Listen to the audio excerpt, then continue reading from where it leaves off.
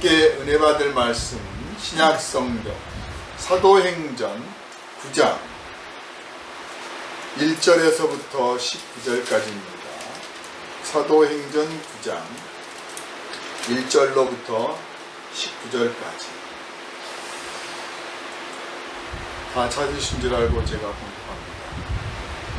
사울이 주의 제자들에 대하여 여전히 위협과 살기가 등등하여 대제사장에게 가서 다메섹 여러 회당에 가져갈 공문을 청하니, 이는 만일 그 도를 따르는 사람을 만나면 남녀를 막론하고 결박하여 예루살렘으로 잡아오려 함이라. 사울이 길을 가다가 다메섹에 가까이 이르더니 호련히 하늘로부터 빛이 그를 둘러 비추는지라. 땅에 엎드려져 들음에 소리가 있어 이르시되, 사울아 사울아 네가 어찌하여 나를 박해하느냐 하시거늘, 대답하되 주여 누구시니까? 이르시되 나는 네가 박해하는 예수라. 너는 일어나 시내로 들어가라. 네가 행할 것을 내게 이를 자가 있느니라 하시니, 같이 가던 사람들은 소리만 듣고 아무도 보지 못하여 말을 못하고 서 있더라. 사울이 땅에서 일어나 눈은 떴으나 아무것도 보지 못하고 사람의 손에 끌려 다메섹으로 들어가서 사흘 동안 보지 못하고 먹지도 마시지도 아니하니라. 그때 다메섹에 아나니아라 하는 제자가 있더니 주께서 환상 중에 불러 이르시되 아나니아야 하시거늘, 대답하되 주여 내가 여기 있나이다 하니, 주께서 이르시되 일어나 직가라 하는 거리로 가서 유다의 집에서 다소 사람 사울이라 하는 사람을 찾으라.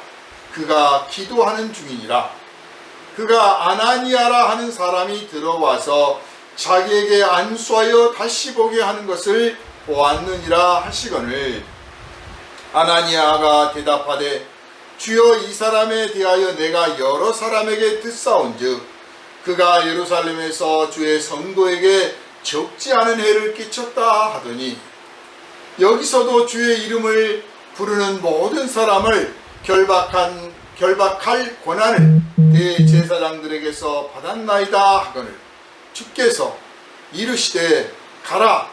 이 사람은 내 이름을 이방인과 임금들과 이스라엘 자손들에게 전하기 위하여 택한 나의 그릇이라.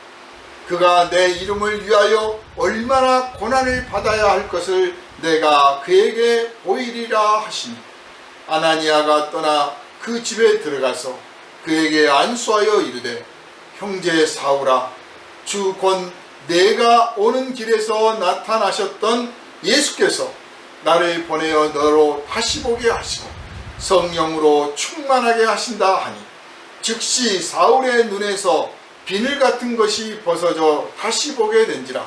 일어나 세례를 받고 음식을 먹음에 강건하여 지니라. 아멘.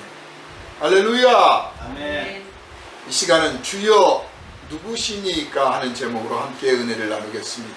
기도합니다. 살아계신 주님, 우리를 사랑하셔서 십자가의 고난을 받으시고 죽음을 피하지 아니하시고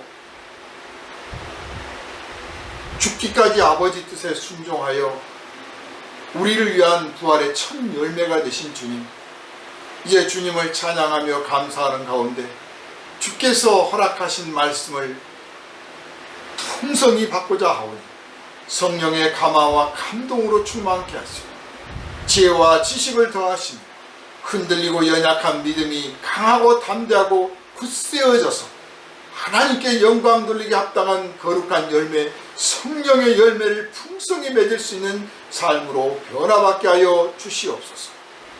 오늘은 주여 누구시니까 하는 제목으로 함께 은혜 나눌 때 오직 내 생각과 내 뜻과 내 계획과 내 지혜와 지식은 사라지고 오직 하나님의 감동과 하나님의 말씀만 남게 하여 주시옵소서. 우리를 구원하신 예수 그리스도 이름으로 간절히 기도하옵나이다. 아멘. 할렐루야. 아멘. 제가 연속 지금 몇 주째 같은 주제를 가지고 지금 말씀을 전하고 있어요. 그 주제가 뭔가 하면 개별적이고 개인적인 만남이 필요하다. 하나님은 우리를 한 사람 한 사람 개별적이고 개인적인 만남을 주시려고 기다리고 계신다. 우리가 함께 회중이 함께 은혜를 받고 교회가 함께 은혜를 받는 것도 중요하지만 또 한 사람 한 사람이 하나님을 개별적으로 체험하고 하나님의 그 음성을 개별적으로 듣고 하나님의 그 영광을 개별적으로 목격하고 하나님의 능력을 개별적으로 받는 그런 체험이 또한 필요하다. 그래서 그 주제를 가지고 다양한 하나님 앞에 개별적으로 만난 사람들의 삶에 대해서 증거를 하고 있습니다. 오늘 본문을 보면 아주 특별한 사건이 한 인생에 있어서 한 사람의 인생이 아주 대전환점을 맞는 내용이 기록되어 있습니다. 예수 믿는 사람들을 이단이다, 사입이다, 마귀의 게임에 빠진 이 사탄의 무리들이다 라고 규정하고 어떻게 쓰든지 이들을 이 이스라엘 안에 있는 이 순수한 믿음을 저해하는 이들을 제거해내야겠다 하는 사명감에 불타오른 이 사울이라는 사람이 아주 철저하게 미워했던 이 예수 그리고 그 예수를 따르는 사람들이 지키는 그 도 이것을 아주 철저하게 미워했던 한 사람이 갑자기 인생의 대전환점을 맞는 장면이 기록되어 있습니다. 자기가 죽이려고 마음먹었던 사람이 오히려 자기가 거꾸러지는 사건이 벌어졌습니다. 그래서 이 거꾸러짐, 이 넘어짐은 자기 의지와 전혀 상관이 없습니다. 사울이 원한 것도 아니고 계획한 것도 아니고 예상했던 것도 아닙니다. 상상도 못했던 일이 벌어졌고 그래서 본문의 말미쯤 되면 이제 완전히 예수에게 굴복하게 되는 장면이 기록되어 있습니다.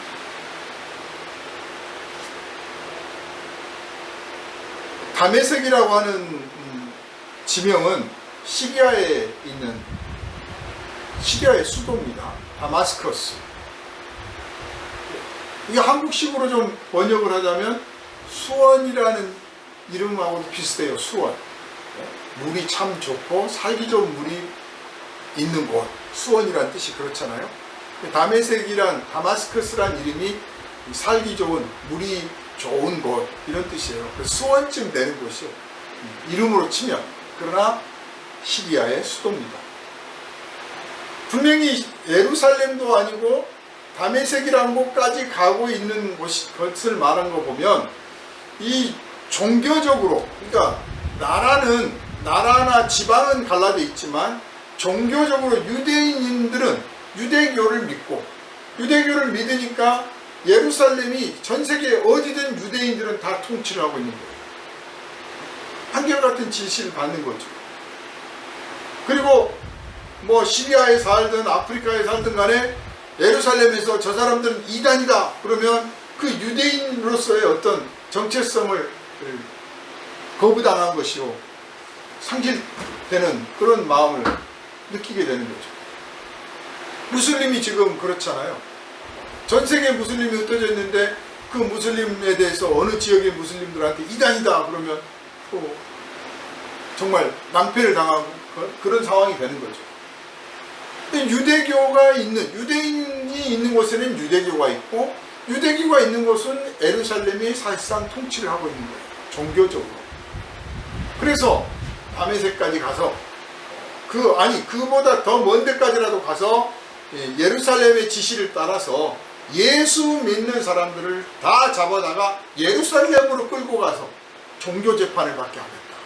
이게 사울이라는 사람이 가졌던 꿈이고 계획입니다.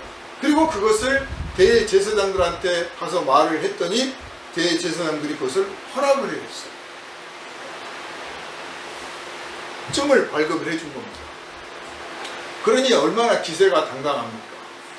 그리고 예루살렘에서 볼 때는 정말 믿을 만한 사람이죠. 그렇지 않아도 예수와 그 예수를 따르는 사람들 때문에 골치가 아팠는데 아주 십자가에 못 박아서 제거를 했는데 여전히 흩어지지 않고 남아있단 말이에요. 그러니 이걸 어떻게 할까 고민하고 있었는데 사울 같은 사람이 나타나서 내가 이들 다 잡아다가 데려오겠습니다. 그러니까 대환영이죠. 네가 바로 이 유대교의 칭찬받는 종이다. 훌륭한 성도다. 칭찬을 받았습니다. 근데 이 본문을 보면 참 드라마틱한 장면이 있잖아요. 그 예수를 믿는 사람들을 잡아다가 끌고 가려고 갔던 사람이 갑자기 길에서 예수를 만나서 눈이 멀고 또 눈이 멀어서 금식하고 있는데 또 기적적으로 기도하고 있는 아나니아에게 환상이 나타나서 저기 가면 사울이란 사람이 있는데 그 사람을 네가 찾아가서 기도를 해줘라, 안수를 해줘라. 그런다. 굉장히 막 정말 영화 속에서나 볼 것 같은 장면이 나와 있습니다. 그런데 참 이 대목을 읽고 있으면 전율이 느껴지는 거예요. 야, 정말 그 예수 믿는 사람은 잡아 죽이겠다고 하는 그 원수를 예수께서 나타나셔서 거꾸러뜨리고 그리고 거기에서 이 사람이 변화받고 단순해. 그리고 이제 그 다음에 기록을 보면 그가 바로 예수를 증거하러 다니게 되는 아주 놀라운 대반전을 이루는 장면을 봅니다. 정말 하나님의 은혜라는 게 얼마나 큰지 하나님의 계획은 도대체 어디까지인지 상상할 수가 없습니다. 참 놀랍습니다.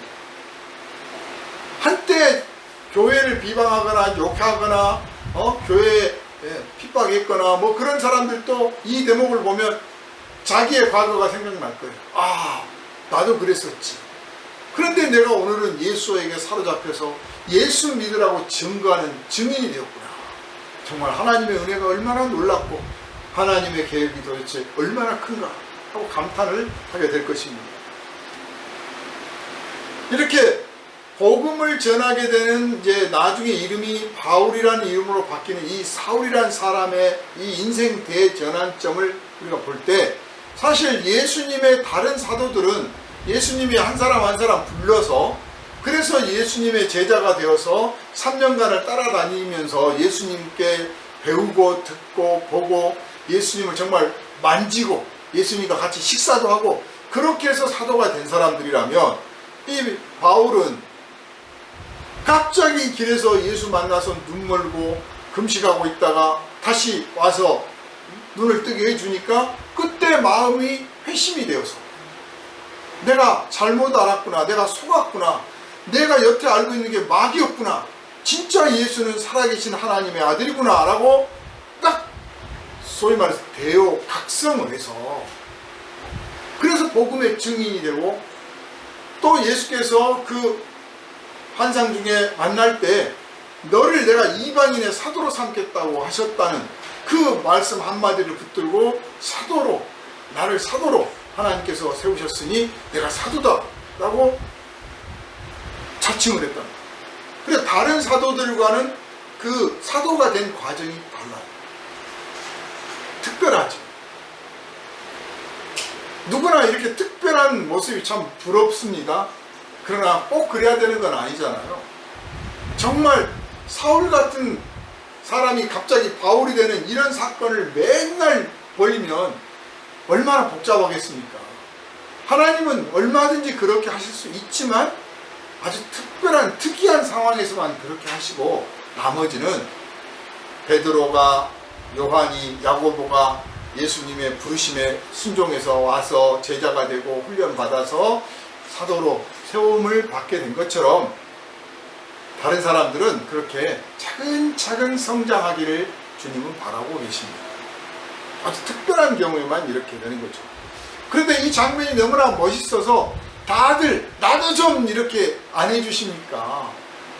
사울도 만나서 이렇게 막 변화를 시켜주신데 나도 좀 그렇게 해주시죠 막 그러는데, 그렇게 사모하는 마음은 좋은데 차근차근 베드로, 야고보, 요한, 그렇지 않은 제자가 더 많았다는 사실을 알고 교회에서 목회자와 함께 차근차근 성장해 나가는 신앙의 발걸음을 내딛어 나가시기를 주님의 이름으로 부탁을 드리겠습니다. 이렇게 예수께서 갑자기 사울에게 나타나신 것은 사실은 1대1의 개별적인 사건인 거예요.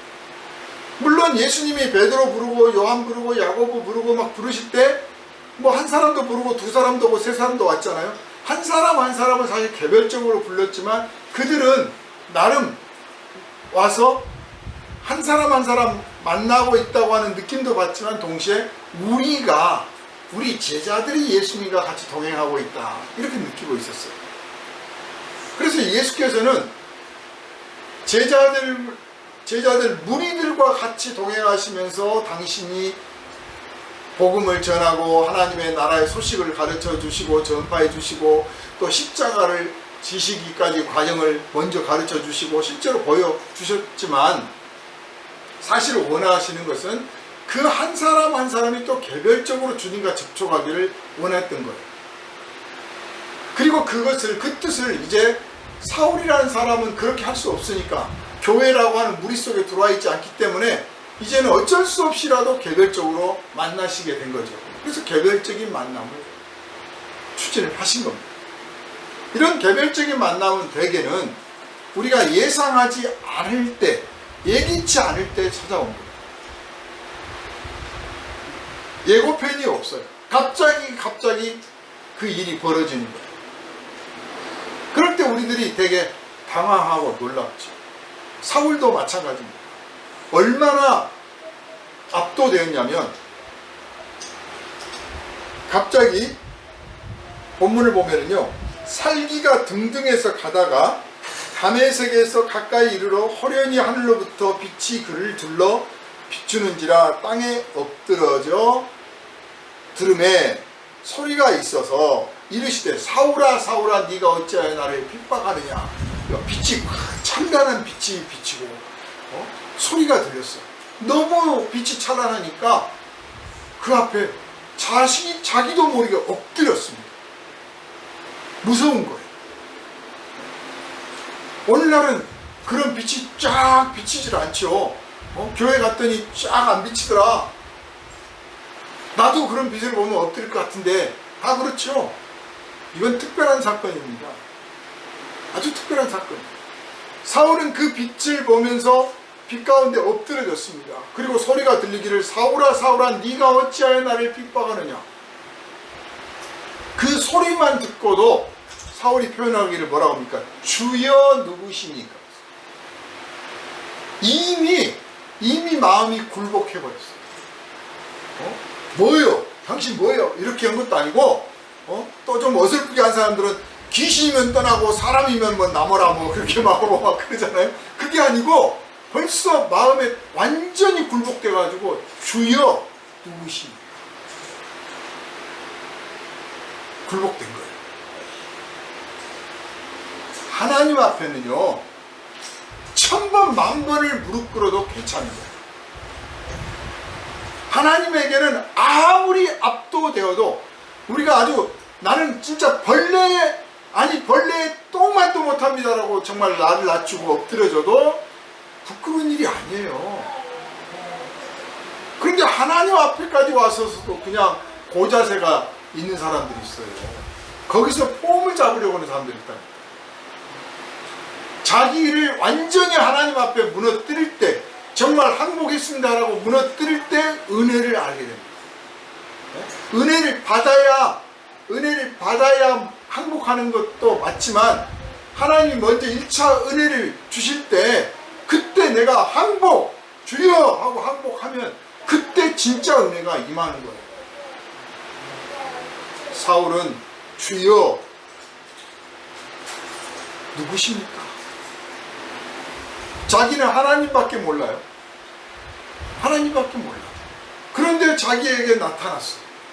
그러니까 자기가 믿고 알고 있는, 섬기고 있는 하나님 아니면 안 되는 거예요. 여러분, 나 예수 믿는데 귀신 들리면 어쩌지? 그런 생각 하시는 분들 가끔 있어요. 아, 내가 예수 믿는데 또 절에 갔다가 또 귀신 들리면 어쩌다, 막 걱정들 하는데, 하나님을 믿노라고 고백하면 하나님 외에는 우리를 얼씬도 못해요. 그걸 믿으셔요. 왜냐? 하나님이 당신의 백성을 뺏긴 적이 없습니다. 아무도 내 손에서 빼앗을 자가 없느니라고 그러셨어요. 단지 그가 하나님을 잘못 알고 바른 믿음이 아닐 수는 있지만 하나님이 빼앗기시지는 않아요. 네? 우리가 2단, 3단에 빠질 수도 있고, 우리가 사이비에 빠질 수도 있고, 우리가 불순종하고 게으르고, 우리가 잘못된 길로 갈 수는 있어도 하나님이 우리를 버리거나 포기하신 적은 없다, 이 말씀입니다. 그러니까 주여 누구십니까? 라고 물었을 때 당신이 내가 믿는 하나님입니까? 아니, 하나님이라고 나는 생각합니다. 그런 뜻이에요. 그랬더니 대답이 뭐라고 하셨습니까? 네가 핍박하는 예수. 자, 사울은 주여 하나님 아니면 안 되는 거예요. 하나님 하고 찾는데 네가 핍박하는 예수라 그렇게 대답을 했어요. 그 말씀 곧 네가 믿는 하나님이 나다, 그 뜻이에요. 그 주가 바로 나다. 그런데 너는 왜 나를 핍박하느냐 그러신 거죠.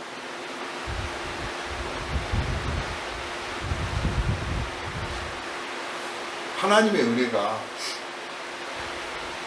얼마나 크신지 나타나가지고, 너 말이야 그동안에 내 제자들 괴롭히고 내 교회 얼마나 괴롭혔냐, 이번 게 너 좀 혼 좀 나봐라.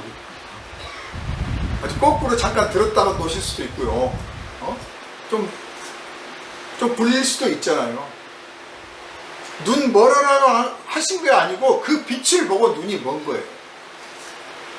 사람은 하나님의 광채를 보면 눈이 멀어요. 그것도 은혜 받아서 눈이 머는 거고, 보통은 죽습니다. 죄 때문에. 이사야 선지자가 화로다 나여 망하게 되었도다, 내가 죽게 되었다. 하나님의 그 영광의 광채, 하나님도 아닌 천사의 광채를 보고도 나 이제 죽게 됐구나, 큰일 났다 그랬잖아요. 아브라함을 그렇게 사랑하셨던 하나님께서 아브라함한테 네가 나를 보면 네가 죽는 까닭에 내가 네 앞에 나타나지 않는다. 그러니 캄캄할 때 혼자 싹 지나가시잖아요. 그 언약식을 할 때. 신랑 신부가 나란히 입장해야 되는데 신랑 따로 신부 따로 와. 왜? 신부가 신랑을 보면 죽어. 봐주신 거예요. 그런 영광의 광채를 사울이 봤습니다. 그러니까 죽어도 할 말이 없는 거예요. 그 자리에서 죽어도. 그런데 살려두신 겁니다. 살려두신 거예요. 그러니까 하나님의 뜻이 있는 거죠. 이 생각을 한번 우리한테 적용을 해보면, 매일매일 어떤 사람들은 뭐 불평과 원망 속에서 눈을 뜰 수도 있지만, 오늘 하루 나를 살려두신 것은, 좀 극단적으로 표현할게요. 오늘 하루 나에게 목숨 주시고 살려주신 것은 나를 향하신 하나님의 뜻이 있어서. 그렇게 생각하면 내 삶이 하나님 중심으로 봤을 때 대단히 의미가 있고 가치가 있는 삶이에요. 사실은. 자기 중심으로 봐도 오늘 하루 나한테 목숨 두시고 생명 주신 것은 너 한번 네 인생 제대로 살아보라고 하신 것이다. 이렇게 해석할 수 있잖아요. 그래서 사울이 당장 죽어도 할 말이 없는 하나님의 영광을 보고도 하나님께서 잠시 눈만 멀게 해두시고 살려두신 것은 하나님의 계획이 있었다는 거예요. 사울은 하나님을 나름 믿노라고 공부도 많이 하고 뭔가 생각도 많이 한 사람이었기 때문에 스스로 깨닫습니다. 이거 나를 얼마든지 죽일 수도 있었으나 잠깐 눈만 멀게 하시고 살려두셨구나. 정말 하나님의 은혜가 나에게 크구나. 우리 인생에서 되어지는 일들이 하루에도 여러 가지가 있는데 어떤 사람들은 아주 둔해서 그냥 뭐 그렇게 생겼구나, 그렇게 일이 벌어졌구나 그러고 지나갑니다. 그러나 어떤 사람은 하나하나 일 속에서 뭐 노이로제가 아니라 하나님의 뜻, 하나님의 은혜를 발견하고 감사하고 구체적으로 하나님께 영광을 돌립니다. 그냥 된 일이 아니고 하나님께서 사랑하셔서 은혜를 베푸셔서 나를 도우시고자, 나를 살리시고자, 나를 세우시고자 이렇게 하셨구나 하고 감사했고, 이 사울이 바울이 되어서 두고두고 이 신앙 고백을 하게 되는 배경입니다. 그때 나를 죽이실 수도 있었지만 교회를 핍박하고 예수의 원수가 되었던 나를 하나님께서 살려주시고 하나님께서 나에게 사도로 삼아주신 것은 하나님의 영광을 위해서도 나에게 상을 주시려고 합니다. 하나님의 교회의 원수요 죄인의 괴수였던 나에게 오히려 상을 주시려고 나를 살려주셨다. 이게 일생 동안 이 바울의 신앙 고백의 밑바닥에 있습니다. 우리가 억지로가 아니라 정말 내 자신을 돌아보고 쓸모없고 무능하고 고약하고 고집스럽고 냉정하고 의심 많고 교만하고 순종하지 않았던 나를 예수께서 살리시고 고치셔서 예수 그리스도의 증인 삼아 주셨구나. 얼마나 감사한지 몰라. 거기에 나에게 상을 주시려고 하늘의 상을 준비해 주셨구나. 얼마나 놀라운 은혜인지 몰라. 그러니 내 인생이 얼마나 고귀하고 가치 있는 인생인가. 내 인생 정말 주님을 위해서 살아가리라. 이런 고백들이 우리 모든 성도들에게서 고백되어지기를 주님의 이름으로 축원합니다. 아멘. 사울은 이제 개별적으로 예수를 만났어요. 우리 주님이 바로 이런 개별적인 만남을 우리에게 원하십니다. 노크를 안 해요. 우리가 저 좀 만나주세요를 안 해요. 그냥 공동으로 쌓아가지고 그냥 전체 속에 들어가가지고 넘어가 버리려고 합니다. 그러나 여러분이 기도하실 때 주님 저 좀 만나주세요. 저에게도 감동 좀 주세요. 저에게도 느낌을 좀 주세요. 저에게도 음성을 좀 들려주세요. 개별적인 만남이 필요합니다. 저를 개인적으로 개별적으로 좀 만나주세요. 이렇게 기도하시길 부탁을 드릴게요. 예수께서 원하시는 겁니다. 예수님은 그 개별적인 만남을 위해서 교회를 핍박했던 원수된 사울까지도 찾아가셨어요. 원수도 찾아가 주시는데 하물며 그리스도를 믿는 우리가 주님께 고백하고 간구하는데 안 만나 주시겠어요? 사실 사도행전을 보거나 베드로서나 요한서나 이 신약성경을 이루게 된 배경들을 보면 그 사도들이, 제자들이 한 사람 한 사람 주님과 개별적인 만남을 이루고 있었다는 사실을 알게 됩니다. 그런 개별적인 만남이 있기 때문에 그 감동을 가지고 기록하고 문서로 남기게 된 거죠. 그게 없이 그저 전체적으로만 느끼고 있었다면 그런 고백적인 글들이 나올 수가 없는 거죠. 그래서 주일 예배 때는 사실 누가 시키지 않아도 지난 한 주간 있었던 내 개인적인 주님과의 만남, 체험, 그 은혜의 체험, 이것들을 만나서 고백하고 간증하고 듣고 또 거기에 대해서 하나님께 영광을 돌리고 그렇게 하는 모임을 갖는 것, 그 성도의 교제가 이루어지는 자리가 주일 예배 자리가 되어야 된다. 저는 이렇게 생각을 하는 거예요. 그러므로 우리 모두에게 이 개별적인 만남이 이루어지고 또 날마다 상호하는 가운데 더 깊은 주님과의 개별적인 만남이 이루어지는 그런 고백들이 날마다 증거되기를 주님의 이름으로 축원합니다. 아멘. 그런데 사울을 이렇게 만나시고 나니까 사울이 이제 일생 동안 고백을 했어요. 왜 나 같은 사람을 이렇게 사랑하셨는지 모르겠어요. 베드로도 마찬가지입니다. 베드로가 처음 주님을 사랑하고 주님을 따를 때 주님과 눈을 공생 기간 동안에 같이 식사도 하니까 눈을 얼마나 많이 마주쳤겠어요. 베드로 생각에는 내가 예수님 부르실 때 딱 따라 나섰지만 그물도 버리고 따라왔어. 내가 그렇게 했다니까. 그래서 주님도 인정해 주시는 거예요. 우리가요, 예수 믿게 되고 교회 나오게 될 때 내가 결단하고 나왔어요. 내가 기도도 얼마나 했는데, 또 어떤 사람은 내가 헌금도 얼마나 했는데, 내가 전도도 얼마나 했는데, 그래 나름 예수께서 나를 사랑하실 수밖에 없다고 하는 어떤 것들이 있다고 생각을 해요. 조금씩은. 주여 저를 기억해 주십시오. 제가 이렇게 했지 않습니까? 그러나 사실 하나님 목숨 주신 것에 비하면 아무것도 아닌 거죠. 그렇지만 어쨌든 간에 주님 나를 사랑하신 만에 나도 이런 간증거리가 있어 뭐 그렇게 말할 수가 있다고 말해요. 그런데 그랬던 베드로가 닭이 울기 전에 네가 나를 부인하리라 하신 그 말씀처럼 닭 울음소리도 들리기도 전부터 나 예수 몰라요 하고 배신을 때렸잖아요. 그리고 나서 부활하신 예수님을 딱 만나게 되니까 얼마나 정말 자기가 초라했겠습니까? 여태 예수님이 나를 사랑할 만하시다라고 생각했던 그게 얼마나 형편없었던가 딱 깨닫는 순간이에요. 이런 나를, 배신하는 나를, 불순종하고 의심도 많고 정말 엄벙덤벙했던 나를 왜 사랑하시나? 왜 사랑하시나? 사울은 교회를 핍박하고 예수 믿는 사람들을 잡아다가 죽였던 나를, 스데반 집사를 돌로 쳐 죽일 때 그 돌 잘 던지라고 옷 벗고 던져, 옷 벗고 던져, 나한테 옷 맡겨. 그래서 옷을 맡아가지고 지키고 있었던 나를 왜 주님은 사랑하시나?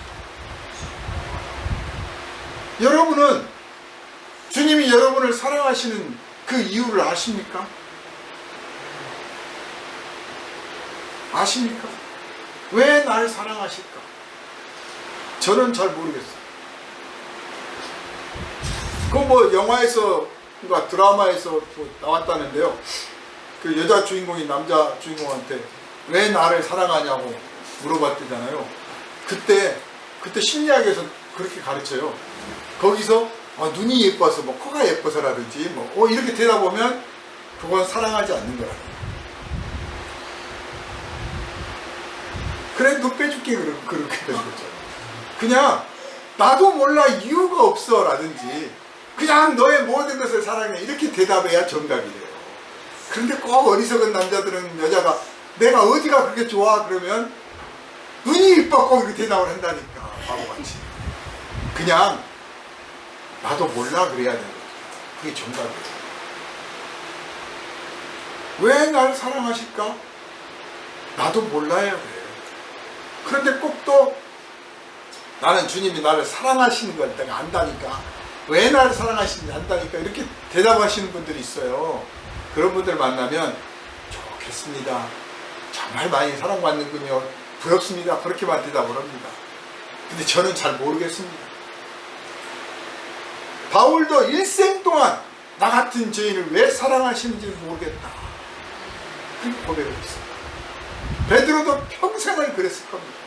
아마 다른 사도들도 다 마찬가지예요. 다 주님을 버리고 달아났던 사람입니다. 그런 죄인들을 예수께서 사랑하시고 다시 부르셔서 성령을 부어주셔서 내 증인이 되라, 너희가 하늘에서 상이 크다, 너희가 받을 상이 크다 오히려 말씀하셨어요. 상까지 주신대. 배신자를 용서해 준 것만 해도 감사할 일인데 상까지 주시래. 왜 날 사랑하시나? 주님이 우리를 사랑하시기를 얼마나 사랑하시냐면, 우리가 주님을 떠난 적이 있어도 주님은 우리를 떠난 적이 없어요. 우리가 주님을 모른다고 하고 사람들 앞에 주님 이야기하기를 꺼려하고 부끄러워하고 숨었지만 주님은 우리를 부끄러워하거나 숨거나 그러신 적이 없어요. 못난 나를, 부족한 나를, 어리석은 나를, 교만하고 게으른 나를, 죄 많은 나를 그냥 내가 사랑하는 제자입니다, 내가 아끼는 제자입니다, 내가 피 흘려 구원한 제자입니다 감추지 않으시는 거예요. 왜냐? 사랑이라고 하는 것은 함께하는 것이기 때문에 그렇습니다. 함께 하시는 거예요.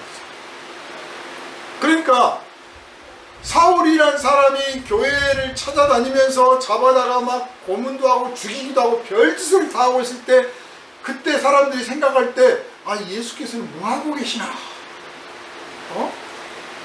핍박하는 사람은 야, 너네가 믿는 예수 어디 있냐라고 할 거고, 핍박 당하는 사람 중에 믿음 없는 사람들, 믿음 흔들리는 사람들은 아니, 우리 주님은 도대체 뭘 하고 계시나, 어디가 계시나, 우리를 안 보호해 주지 않고 뭐 하고 계시나, 이렇게 했을 거예요. 그런데 알고 보니까 함께 계셨어요. 그걸 사울한테 말합니다. 말씀을 딱 하시는 거예요. 네가 핍박하는 예수다. 사울이 핍박했던 건 교회인데 핍박 당한 분은 누구였느냐? 예수였다는 거예요. 네가 내 종을 때리고 내 백성을 때리고 내 양을 때리고 내 제자를 괴롭혔을 때 그들을 괴롭힌 게 아니라 나를 괴롭힌 거였다. 그건 다시 말해서 내가 그들 중에 있었다. 지금 예수님 어디 계실까요? 여러분 어디 계실 것 같습니까? 지금 우리 가운데 계시는 거예요. 말씀을 전하는 제 옆에 계시고 말씀을 듣는 여러분 옆에 계시는 거예요. 같이 계셔요, 같이. 그래서 누가 와서 교회를 비방하거나 욕하면 예수께서 그 비난과 비방을 받으시는 거예요. 그리고 참고 계시는 거예요. 내가 참는다, 너희도 참아라. 내가 견디고 있다, 너희도 견뎌라.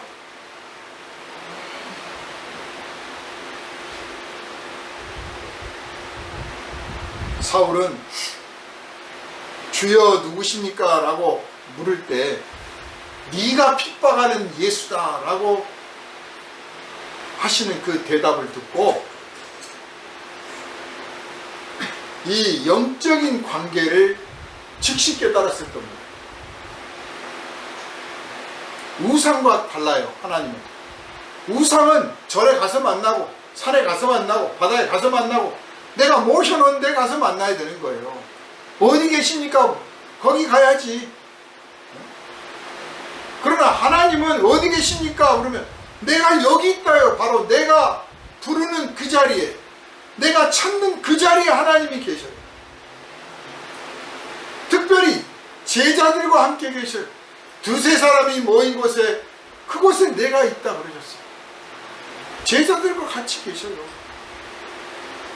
그러니까 그 제자들이 있는 곳에 주님이 계시고 제자들을 대접하는 것이 곧 주님을 대접하는 거예요. 그런 제자들을 핍박을 했으니 사울이 생각할 때는 죽어 마땅한 거죠. 너 손 들고 서 있어. 그래도 할 말 없는 거예요. 그런데 이방인의 사도로 삼겠다고 하십니다. 얼마나 대반전이 일어납니까? 아니, 이런 사랑을 받아도 될까요? 아무한테나 자기 일을 맡기지 않잖아요. 감전의욕을 시키는 게 아니라 내 증인이 되고 내 복음을 전하고 내 나라를 확장하는 증인이 되라고 할 때 그거는 신임한다는 뜻이거든요. 철저한 신임을 표시하셨는데 사울은 그 순간에 엄청난 충격을 받습니다. 첫 번째, 하나님의 영광의 빛을 보았기 때문에 눈이 멀고 그래서 충격을 받고, 두 번째로 그 주인공, 그 빛의 주인공이 바로 예수시라고 하는 것 때문에 충격을 받고, 이제 네가 내 증인이 되리라고 하시니까 또 충격을 받는 거예요. 막 삼중탄을 맞는 거예요. 엄청난 거죠. 왜 나를 사랑하시나? 아니, 내가 그렇게 원수인데 이렇게까지 사랑하시나? 여러분, 누구를 사랑하려면 이 정도 사랑을 해줘야 돼. 너 하는 거 봐가지고 내가 사랑을 더 해줄게 라든지 뭐 사랑을 거둘까 말까 생각 중이라고 이런 식 하지 말고, 세상에 나 같은 사람을 이렇게 사랑해줬네 라고 감동할 만큼 사랑해줘요. 이해하는 거. 그래서 진짜 굴복하게 만들어요. 진짜 굴복. 아, 이 사람이 나에게 하나님처럼 사랑했구나 라고 할 만큼 큰 사랑을 베푸는 사람이 되시기를 주님의 이름으로 부탁을 드립니다. 아멘. 용서를 하려면 아주 그냥 깨끗하게 해버리시는 거예요. 네가 빌면 용서할 게가 아니라 내가 먼저 용서할게. 네가 빌거나 말거나. 네가 나 사랑하거나 말거나 내가 너 사랑할게. 왜? 왜? 아 그냥. 왜 나를 사랑해? 아 그냥 내가 사랑해. 그렇게 사랑해야 예수 닮은 사람이다 하는 거예요. 사실 예수께서 사울에게 이런 사랑을 보이셨기 때문에 이후로 이 바울로 이름 바꾼 사울이 흔들리지 않고 복음을 전할 수가 있었던 겁니다. 사울은 이 다메섹을 향해서 가는 길에서 이 잠깐 사이에 엄청난 심령의 변화를 받았습니다. 그리고 눈이 멀어가지고 이게 충격받아가지고 놀랍기도 하고 두렵기도 하고 감격스럽기도 해요. 참 복합적이죠. 은혜 받은 심령이 이거예요. 은혜 받은 심령을 굳이 설명하라면 놀랍고 무섭고 고맙고 이 세 가지가 복합적. 이 중에 한 가지만 있는 건 좀 은혜가 덜 받은 거예요. 누구든지 하나님의 영광을 체험하고 하나님의 은혜를 체험하면 무섭기도 하고 놀랍기도 하고 어메이징도 되고 그리고 고마운 거예요. 이 세 가지 복합적인 거죠. 그래서 이 감격이 너무 충격적이고 놀라워서 밥을 먹을 수가 없어요. 눈을 못 떴지요. 네? 주변에 있는 사람도 소리는 들었는데 누가 나타난지 볼 수는 없었다고 그러잖아요. 아무도 볼 수는 없었는데 소리는 들었다. 사울은 예수를 직접 보았고 소리도 들었어요. 그리고 이제 예수님께서 가시고 나니까 이제 눈이 멀어가지고 사람들이 부축해서 데리고 가는데 순간 이런 생각도 들었을 것 같아요. 제가 그 당사자는 아니지만 눈만 멀게 해주신 것도 감사할 일이야. 내가 얼마나 못된 짓을 많이 했는데 눈만 멀어도 감사한 거야. 정말 살려주시니 감사합니다. 그러고 왔을 거야.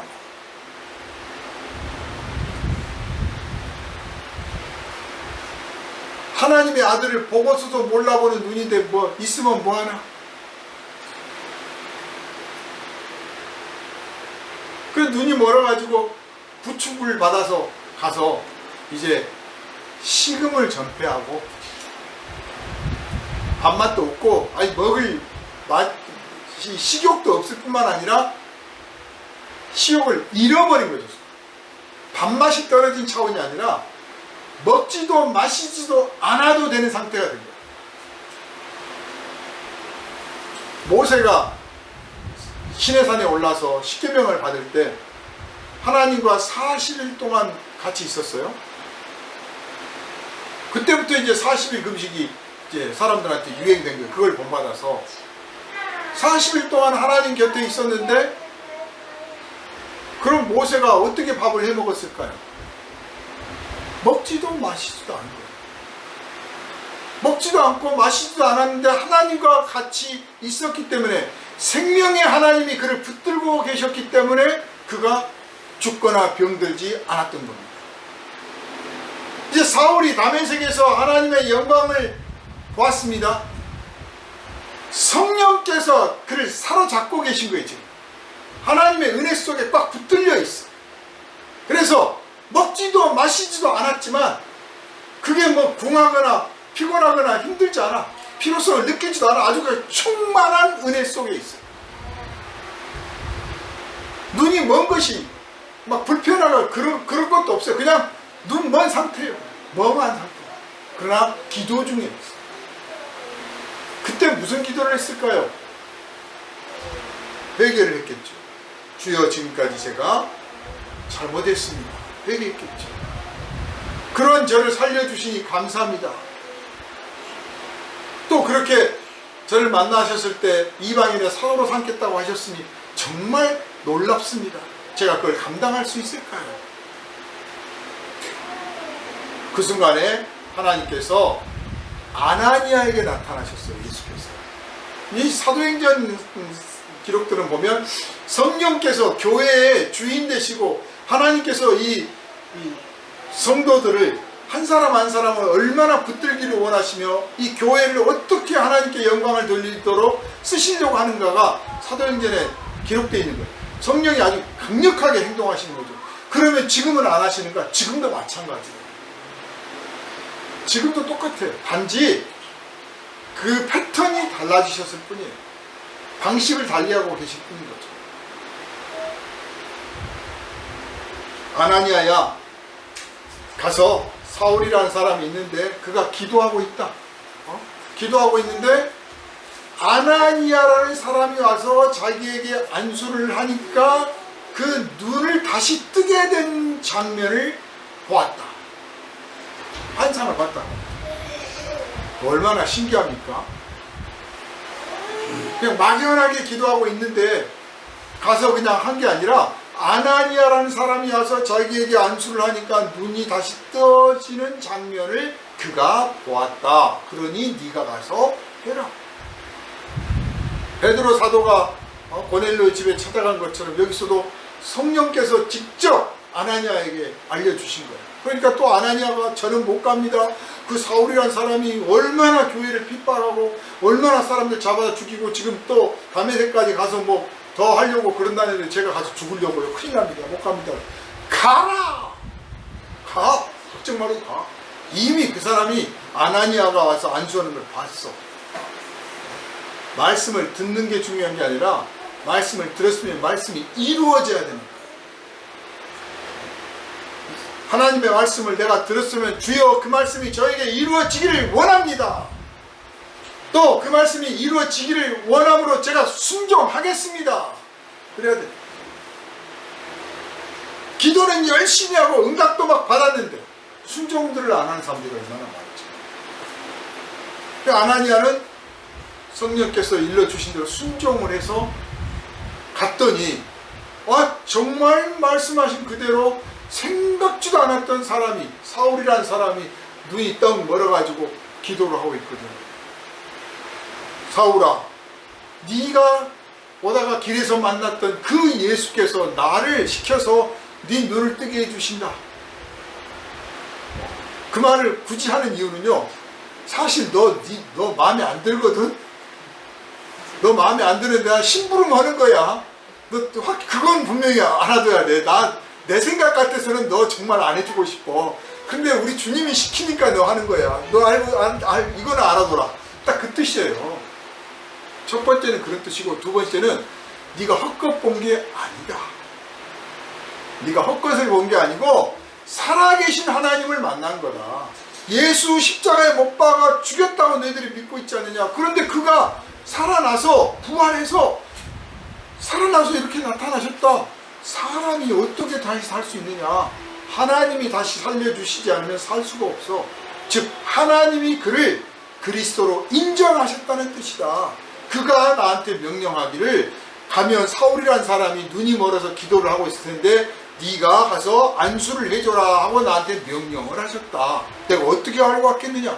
자, 네가 만난 그 예수가 살아계신 하나님의 아들이 분명하다 하는 뜻이에요. 두 가지 뜻입니다. 그래서 안수를 했더니 눈에서 비늘 같은 것이 떨어졌다. 여러분도 눈에 비늘 같은 것이 끼었다면 떨어지시길 바랍니다. 말씀을 읽었는데도 비늘이 씌어있으면 읽기는 읽었는데 깨닫지를 못해요. 어설픈 문학적 지식과 철학적 지식과 어설픈 신학적 지식과 무슨 사회에서 공부한 그런 논법을 가지고 읽어가지고 이야 내가 깨달았다고 하는데 성령께서 눈의 비늘을 벗겨주시지 않으면 그 안에 있는 진짜 뜻을 발견을 못하는 거예요. 어저께도 교회 왔더니 누가 딱 꽂아놓고 갔어요. 복음을 전하고 수고하시는 목사님 보세요. 책을 만들어 제가 보라고 이제 놔뒀습니다. 자기 깐에는 돈 들여가지고 열심히 연구해가지고 책을 만들어놨는데 참 쓸데없는 짓 하는 사람들 많아요. 눈에 비늘 씌운 줄도 몰라. 눈에 비늘 씌운 줄도 모르고 막 300년, 3000년, 500년 따져가면서 성경의 사건이 이렇고 이것이 이렇고 해서 이제 지금 뭐 코로나19가 무슨 뭐 대예언의 징조이고 그래서 곧 심판의 때가 다가오고 막 해놨어요. 그냥 말 나왔으니까요. 예수 믿는 사람들은 종말이 언제인지 알 필요도 없고 알려고도 하지 마세요. 하나님의 나라가 약속되어 있는데 뭐가 걱정이야? 그래서 그리스도 밖에 있는 사람들에게는 도적같이 임한다고 그랬어요. 그날이. 도둑이 뭐 예고편 없이 오잖아요. 갑자기 도둑이 들어오잖아요. 그리스도 밖에 있는 사람들에게는 도적같이 임하지만 그리스도 안에 있는 사람들한테는 도적같이 임하는 게 아니고 그냥 우리가 원하는, 늘 오기를 원하기 때문에 아이고 고맙습니다 하고 오셔요. 오시리라 하신 그이가 반드시 오시리라 해요. 그래요. 아이고 나 기다렸는데 오셨군요. 고맙습니다. 무섭게 오는 게 아니란 말이에요. 구원받지 못한 사람들처럼 걱정하고 염려하고 고민하지 말고 구원받은 성도답게 감사하며 찬송하며 그날을 기다리고, 그리고 그날을 모르고 있는 사람들한테 예수 그리스도의 은혜가 얼마나 큰지, 하나님의 심판이 있다고 하는 것을 경고하고 십자가의 은혜로 그들이 죄사함을 받아 구원에 이를 수 있다고 하면서 알려주는 그런 사람들이 되시기를 부탁을 드리겠습니다.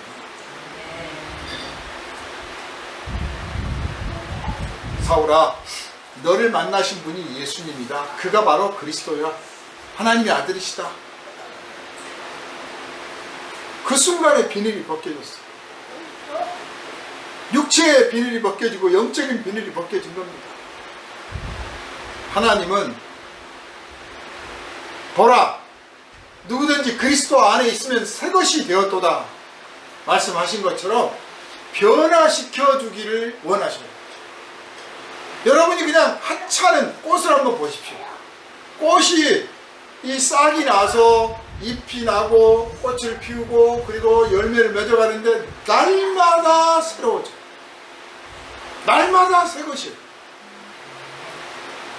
날마다 자기 몫을 다하고 늘 그 어려운 여건이면 여건대로, 좋은 여건이면 좋은 여건대로 자기의 최고의 영광의 모습을 늘 보여요.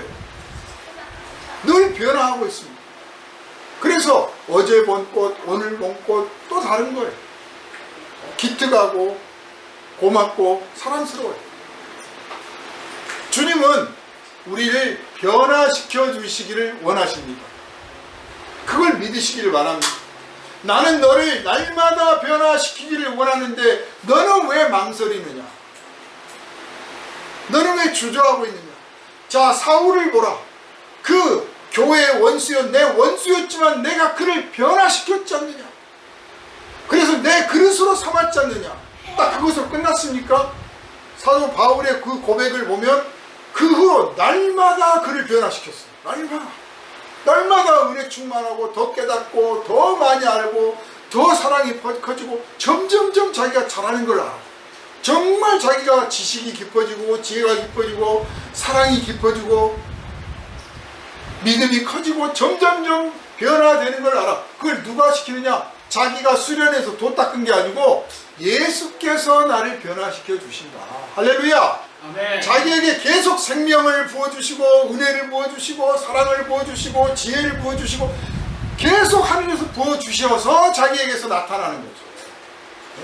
우리가 예수에게 뿌리를 딱 박으면 예수께서 그 뿌리를 통하여 계속적으로 사랑으로 생명으로 능력으로 우리에게 거룩함으로 막 공급해 주셔서 우리가 변화가 되는 거예요. 날마다 변화가 나타나는 거예요.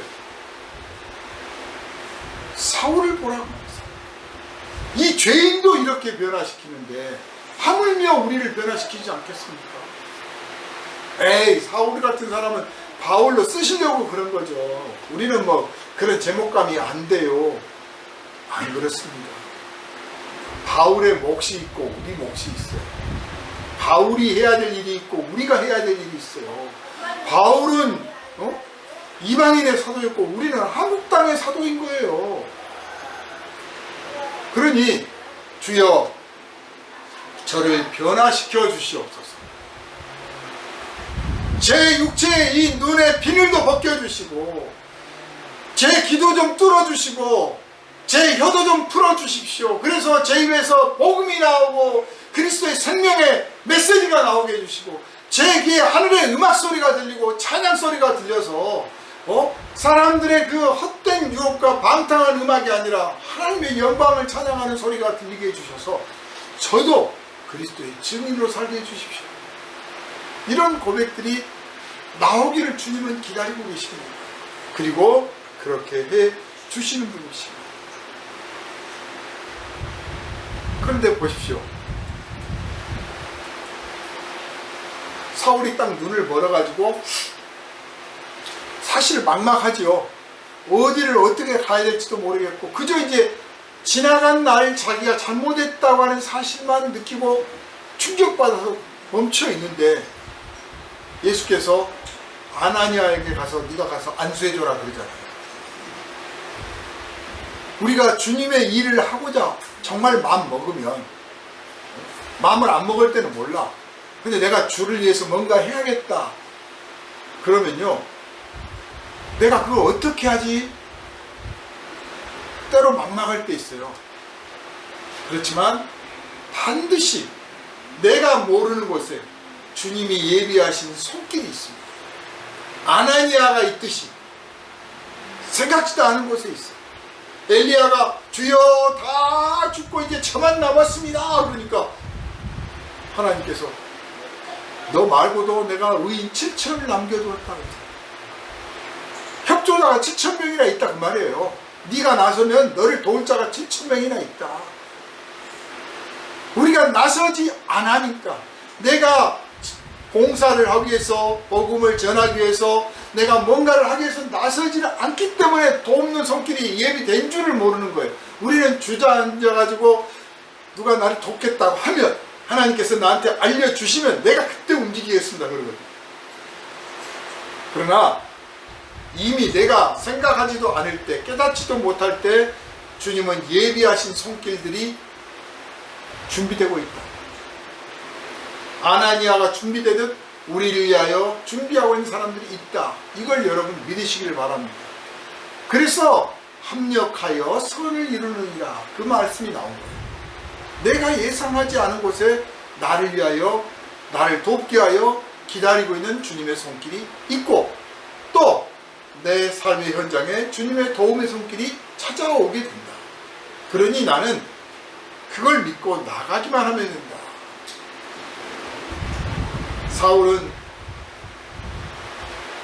사울은 교회를 핍박했던 사람입니다.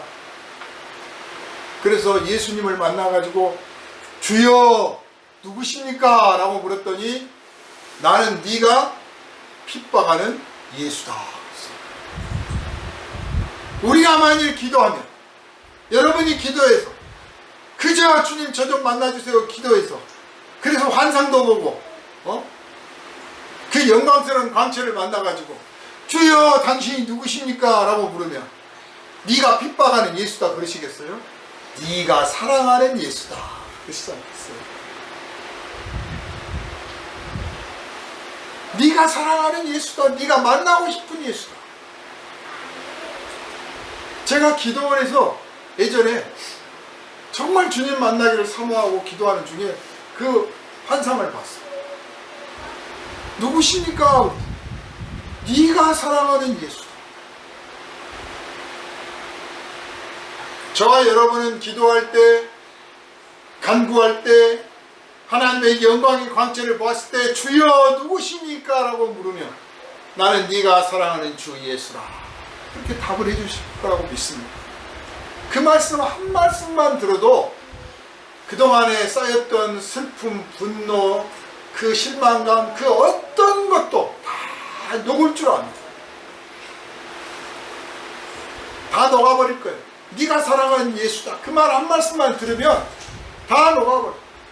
이 사울이 네가 핍박하는 예수라 그 말 딱 듣는 순간에 그 안에 있던 그 적개심, 분노, 뭐 2단 3단 다 내가 죽여버릴 거야 했던 막 그런 그 용기 뭐 등등 모든 것들이 다 녹아서 예수께서 부어주시는 그 사랑으로, 그 은혜로 완전히 심령이 변화받듯이 우리가 주님 앞에 꿇어 엎드려 기도하는데 네가 사랑하는 예수다 그 한 말씀 하시면 우리 모든 것이 다 녹아버릴 거예요.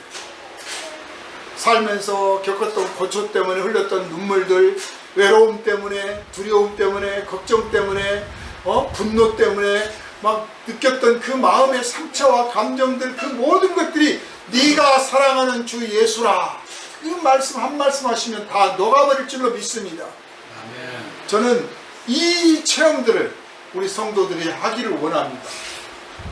이 음성을 사모하시기를 바랍니다. 이 만남을 사모하시기를 바랍니다. 주님, 저 좀 만나주세요. 저를 만나서 나는 네가 사랑하는 주 예수라 말씀해 주세요. 제가 그 음성 들으면 모든 것이 다 녹아버리고 이겨버릴 것 같습니다. 저는 그걸 믿습니다. 그 말씀을 아니하셔도 제가 지금 견디고 있고 이겨오고 있는데 그 한 말씀 더 하시면 저는 날아갈 겁니다. 이런 고백들이 기도의 무릎을 꿇을 때마다 주님 앞에 드려져서 주님께서 그 말씀 들으시고 내가 너를 기뻐하노라 성령으로 우리에게 응답해 주시는 기도의 영광이 우리 교회 안에 가득 차기를 주님의 이름으로 축원합니다. 기도합니다. 아멘. 거룩하신 주님,